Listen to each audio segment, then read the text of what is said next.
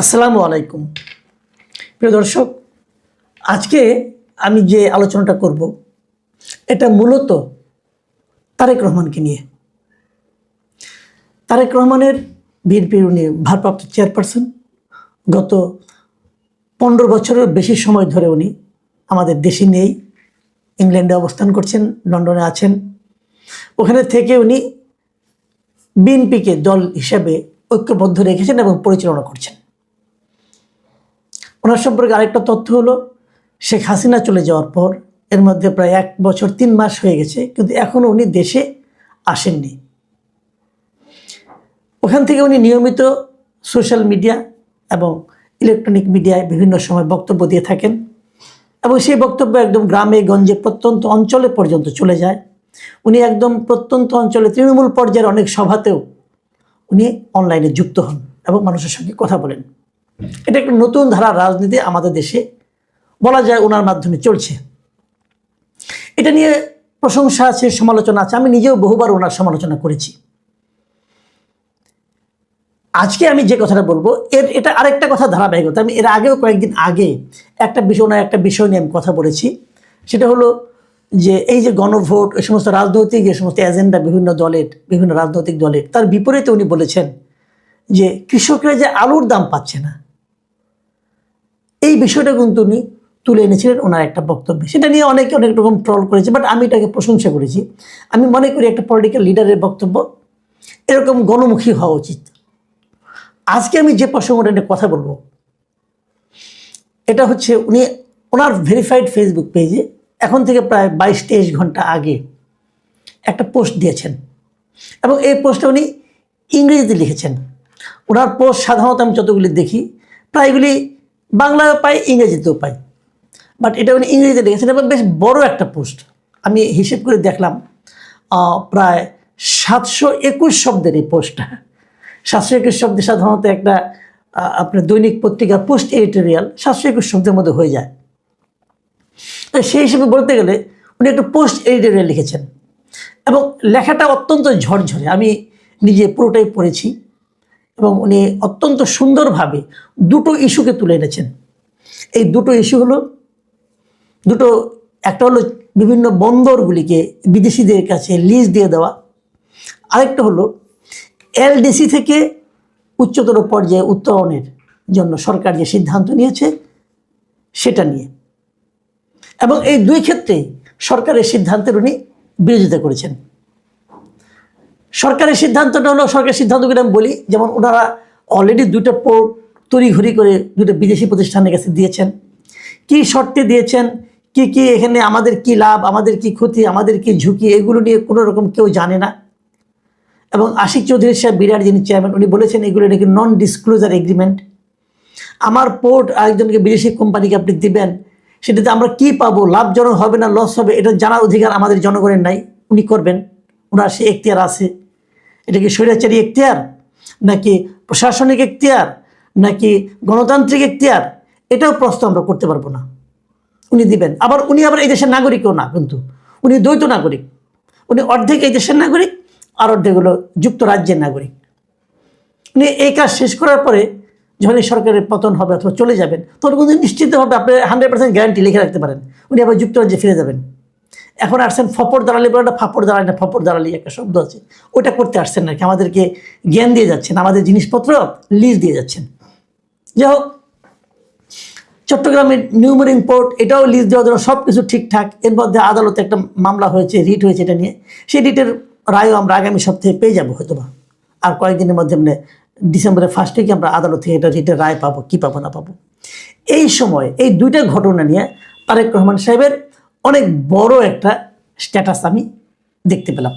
এবং এখানে উনি কী বলেছেন, বেসিক্যালি প্রথমে যে কথা, উনি 2টো ঘটনা উল্লেখ করেছেন। একজন ক্ষুদ্র গার্মেন্টস মালিক, কীভাবে তার রপ্তানি বন্ধ হয়ে যাওয়াতে এখন তার জীবন ধারণটা কীরকম সমস্যা হচ্ছে, টাকা দিতে পারছেন না। আরেকজন চাকরিজীবীর কথা বলেছেন, উনিও একটা জায়গায় চাকরি করতেন, রপ্তানিমুখী চাকরি, এবং সেখানে তার ওভারটাইম ধীরে ধীরে কমে গেছে, তারপরে বেতনও বন্ধ হয়ে গেছে। এখন উনি সংসার কীভাবে চালাবেন এগুলি নিয়ে টেনশন করছেন।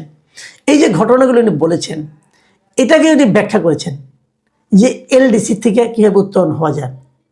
উনি বলেছেন যে যখন রপ্তানির উপর চাপ বাড়ে তখন প্রথমে ওভারটাইম বন্ধ হয়, তারপরে শিফট কমে, তারপরে চাকরি চলে যায়।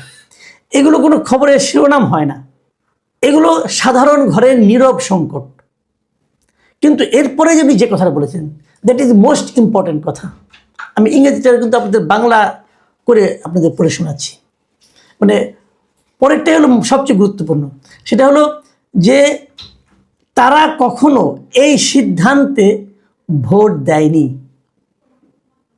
তাদের কখনো জিজ্ঞাসাও করা হয়নি, তাদের সামনে কখনো প্রকৃত হিসাব নিকাশও রাখা হয়নি। এই কারণেই বাংলাদেশের এলডিসি থেকে উত্তরণের বিতর্কটি সরকারি বিবৃতি যতটা সহজ করে দেখায় তার চেয়ে অনেক বেশি গুরুত্বপূর্ণ। আমি যদি ইংরেজিতে বলি, উনি কি বলে লিখেছেন, they never voted on that decision, they were never asked, they were never shown the real numbers. উনি এভাবে লিখেছেন, খুব সুন্দর, খুব একদম মানে সহজ ভাষা উনি এটাকে বর্ণনা করেছেন যে এই যে সংকটগুলো, আমি যে আগামীতে নির্বাচনে কাউকে একজনকে ভোট দেব, সেই সময় এই যে সংকটগুলো, এগুলো কি বিবেচনা রাখা হবে?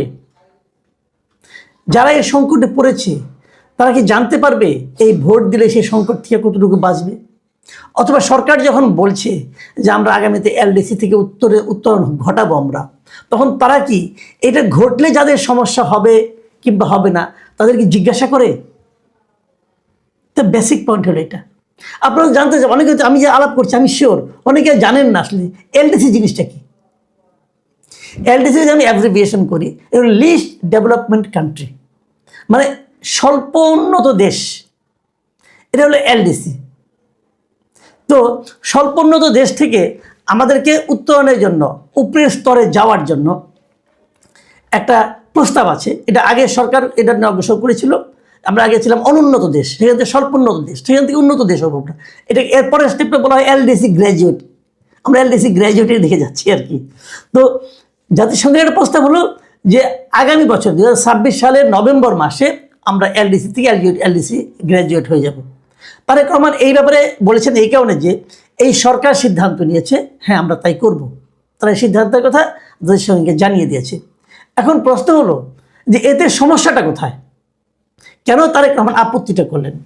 আপত্তি করেছেন এ কারণে যে যখন আপনি এলডিসি থেকে এলডিসি গ্র্যাজুয়েট হয়ে যাবেন, তখন কি হবে? তখন তারা ধরে নেবে আপনি একটা আর অতটা স্বল্পোন্নত নয়, আপনি এখন বেশ উন্নতি করেছেন। যখন উন্নতি করেছেন, স্বল্পোন্নত দেশগুলো কি হয়, যেহেতু তারা স্বল্পোন্নত দেশ, তারা কিন্তু অনেক দেশের অনেক আন্তর্জাতিক ঋণ পায় কম সুদে। আপনি সে কম সুদ আর থাকবে না। আপনি অনেক জায়গায় পণ্য রপ্তানি করার সময় বিনা শুল্কে রপ্তানি করতে পারেন, অথবা অল্প শুল্কে রপ্তানি করতে পারেন। আপনি সেই সুযোগটাও হারাবেন। আবার লাভও আছে। লাভটা কি? লাভটা হলো এই যে আপনার মান মর্যাদা বাড়বে। আপনি পাবলিক কাছে বলতে পারবেন, বিশেষ যেখানে যাবেন বলতে পারবেন আমি আর এলডিসি কোম্পানি, এলডিসি না, মানে লিস্ট ডেভেলপমেন্ট কান্ট্রি না, আমরা এখন এলডিসি গ্র্যাজুয়েট হয়ে গিয়েছি। অতএব আমাদের এখানে মানুষের অর্থনৈতিক অবস্থা খুব ভালো, তোমরা আসো, এসে আমাদের এখানে বিনিয়োগ করো, আমাদেরকে ঋণ দাও, সুদ বেশি হোক আমি ঋণ শোধ করতে পারবো যেহেতু আমার টাকা আছে। এগুলো তো এই লাভের চেয়ে ক্ষতি কি বেশি না লাভ বেশি, এটা নিয়ে আলোচনা চলতে পারে। তারেক রহমান কিন্তু ওই কথাটি বলেছেন যে এলডিসি থেকে এলডিসি গ্র্যাজুয়েট হলে পর যারা এফেক্টেড হবে তারা কি জানে যে সরকার এরকম একটা সিদ্ধান্ত নিচ্ছে? তাদের কি বলা হয়েছিল যে এই সিদ্ধান্ত আমরা নিতে যাচ্ছি, তোমাদের কি মতামত? জিজ্ঞাসা তো করা হয়নি। তো সিদ্ধান্তটা কে নিচ্ছে? সরকার নিচ্ছে। তারেক রহমান এই জায়গায় প্রশ্ন করেছেন যে আপনি যে নিচ্ছেন সিদ্ধান্তটা, আপনি কি একটা নির্বাচিত সরকার? আপনাকে কি জনগণ ম্যান্ডেট দিয়েছে এই সমস্ত সিদ্ধান্ত নেওয়ার জন্য? আপনি তো একটা অন্তর্বর্তীকালীন সরকার। আপনি অন্তর্বর্তীকালীন সরকার হিসেবে নতুন একটা রেগুলার গভর্নমেন্ট আসবে, তাদের কাছে দায়িত্ব হস্তান্তর করে চলে যাবেন। তো আপনি কেন এই সমস্ত মৌলিক সিদ্ধান্ত নিচ্ছেন যা নেওয়ার এখতিয়ার আপনার নেই? ঠিক এটাই কিন্তু উনি বলেছেন, একই কথা বলেছেন পোর্টের ব্যাপারে, বন্দরের ব্যাপারে, যে আপনি যে বন্দর আরেকজনকে দিয়ে দিচ্ছেন, আপনি কি কারোর সঙ্গে আলাপ করেছেন অথবা এটা কি দেওয়ার আপনার অধিকার আছে? অধিকার তো নেই। আপনি এইটা আপনি কার কাছে জবাবদিহি করছেন? আপনি তো জবাবদিহি করছেন না। এই জায়গায় কিন্তু উনি বলেছেন যে ওনার কথার পরে শোনায় আপনাকে, লেট মি ভেরি ক্লিয়ার, উনি ক্লিয়ার করেছেন যে আমি পরিষ্কারভাবে বলি এটি ব্যক্তি বিশেষ বা কাউকে আক্রমণ করার বিষয় নয়, এটি প্রতিষ্ঠানকে রক্ষা করা এবং সেই নীতিকে রক্ষা করা যে সিদ্ধান্তগুলো ভবিষ্যতে দশক গঠন করবে, সেগুলো এমন সরকারের নেওয়া উচিত যারা জনগণের কাছে জবাবদিহি করে। জনগণের কাছে জবাবদিহি কে করে? অন্তর্বর্তীকালীন সরকার জনগণের কাছে জবাবদিহিতা করে না, তারা কাউকে কিছু বলে না, তারা স্বাধীন। তো তারা কি এই সমস্ত সিদ্ধান্ত নিতে পারে? পারে না। প্রিয় দর্শক, উনি বলেছেন, কিন্তু আমি ওনার শেষ বক্তব্য আরেকটা বক্তব্য পরে শেষ করি। উনি বলেছেন কেউ বলছে না যে আমরা এলডিসি থেকে উত্তরণ করব না, ওনার বক্তব্য, বা আমাদের বন্দর সংস্কার করা উচিত নয়। দাবি আরো সহজ এবং মৌলিক, একটি দেশের ভবিষ্যৎ সেই সরকার দ্বারা স্থির হওয়া উচিত নয় যেটি জনগণ নির্বাচন করেনি। একদম বেসিক কথা, কিন্তু আমি এটা আগেও বলেছি কয়েকদিন আগেও, যে আশিক চৌধুরী সাহেব যে 30 বছর 22 বছর 32 বছরের জন্য যে পোর্টটাকে লিজ দিয়ে দিলেন, এই লিজ দেওয়ার তো কোনো এখতিয়ার নাই। কারণ যখন নাকি যদি দেখা যায় যেটা ভালো হয়নি, ওকে তো আমি ধরতে পারবো না। তাকে কি আমি ধরতে পারবো? তাকে আমি ধরতে পারবো না। এই জিনিসটা কিন্তু আপনাকে ভাই মাথায় রাখতে হবে। উনি ঠিক এই কথাটাই কিন্তু বলেছেন। আমি মনে করি যে আমার কেন যেন মনে হচ্ছে যে এই জায়গাটাতে বোধহয় সরকারের সঙ্গে বিএনপির একটা বিরোধ তৈরি হয়েছে, এবং সেই বিরোধটা আমি খুবই লজিক্যাল মনে করি। সরকার যে কাজগুলি করছে সবার কাছ থেকে সমর্থন পেয়ে পেয়ে এই সরকার এক ধরনের আশকারা পেয়ে গেছে। তারা যেভাবে চালাচ্ছে, যেভাবে চলছে, এইটা চলার পদ্ধতি না। যেটা তাদের অধিকার নাই সেটা তারা করছে, এবং এটা করছে কেন? তারা, আমি আগেও বলেছিলাম, তারা একটা মিশন নিয়ে এসেছে, তারা সেই মিশন ফুলফিল করছে। এবং তারেক রহমান প্রথমবারের মতো খুব দৃঢ়ভাবে উনি যে প্রতিবাদটা করেছেন, এজন্য ওনাকে আমি ধন্যবাদ জানাচ্ছি। আমরা পলিটিক্যাল পার্টির লিডারদের কাছ থেকে এরকম দেশপ্রেমী আশা করি, এবং আমি আশা করি অন্যান্য যে পার্টিগুলো আছে, যেমন জামাতে ইসলাম আছে, এনসিপি আছে, তারাও এই সমস্ত বিষয়ে সরকারের বিরোধিতা করবে। যে সরকারের যা করার এখতিয়ার নেই তা তারা করতে যাচ্ছে কেন, এগুলো থামানো দরকার। এবং যারা এই পেছনে আছে, যারা কলকাঠি নাড়ছে, তাদেরকেও সামনে নিয়ে আসা দরকার।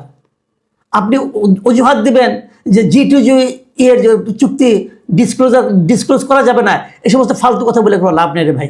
G2G কি? আপনি ডেনমার্ক এবং সুইজারল্যান্ডের সঙ্গে চুক্তি করছেন, আপনি কি গভর্নমেন্টের সঙ্গে করছেন নাকি ওখানকার বেসরকারি প্রতিষ্ঠানের সঙ্গে করছেন? আপনি বেসরকারি কোম্পানির সঙ্গে করছেন। তো কোম্পানির সঙ্গে করা চুক্তি G2G হয় কীভাবে? আমাদেরকে হাইকোর্ট দেখাচ্ছেন আপনি?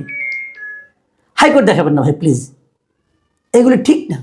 এবং আমি মনে করি যে প্রত্যেকটা পলিটিক্যাল পার্টির এখন সামনে এগিয়ে আসা উচিত। কেন এগিয়ে আসছেন না আমি জানি না, কিসের বিনিময়ে এগিয়ে আসছেন কিনা আমি জানি না। এর আগে দেখেছি আনু মোহাম্মদ, আবদুল্লাহ সাইদের মতো ব্যক্তিরা এই সমস্ত বন্দর টন্দর নিয়ে বেশ আন্দোলন করতো, হরতাল তারা ডাকছিল একবার। এখন তারা কেন চুপ করে আছেন তাও জানি না, সবই রহস্য লাগে।